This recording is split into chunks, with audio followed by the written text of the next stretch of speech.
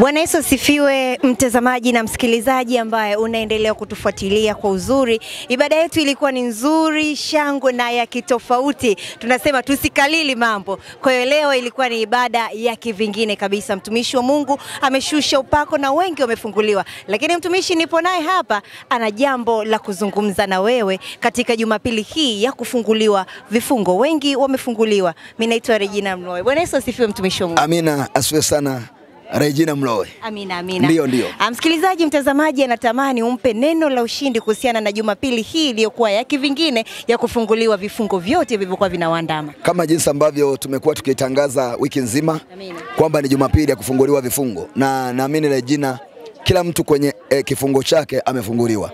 Na kama ulivyoshuhudia watu walivyokuwa kifunguliwa kwa aina mbalimbali. Kama ulivyomuona yule baba ambaye alikuwa amefungwa kiuchawi na shanga, baba amevaa shanga, amevalishwa shanga na waganga wa kienyeji. Na kama jinsi ambavyo umeshuhudia watu wengine wanavyofunguliwa dhidi ya mapepo na nguvu za giza, hivyo ndivyo ambavyo umeshuhudia watu wakifunguliwa dhidi ya magonjwa, utasa na mambo mengine.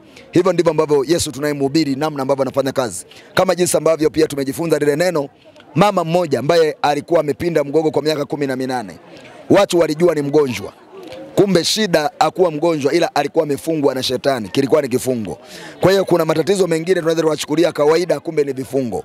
Lakini siku ya leo ilikuwa ndio hatima ya kufunguliwa watu vifungo vyao. Unapoona ulevi ni vifungo. Unapoona ujambazi ni kifungo. Unapoona utapeli, kamari, ucheza kamari ni vifungo. Lakini Bwana Yesu yeye anaitwa njoni kwangu ninyi nyote msumbukao na wenye kulemewa na mizigo, nami nitawapumzisha.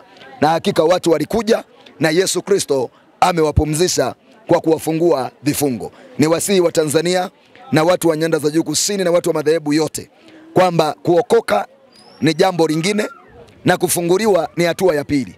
Unaweza ukawa umeokoka na bado ukawa na vifungo. Maana kuna tabia unakuwa bado hujaziacha, unahitaji kufunguliwa. Kwa hiyo watu wanahisi wakiokoka wameshamaliza. Kumbe kuna hatua ya pili inaitwa kufunguliwa vifungo. Asante sana mtumishi wa Mungu.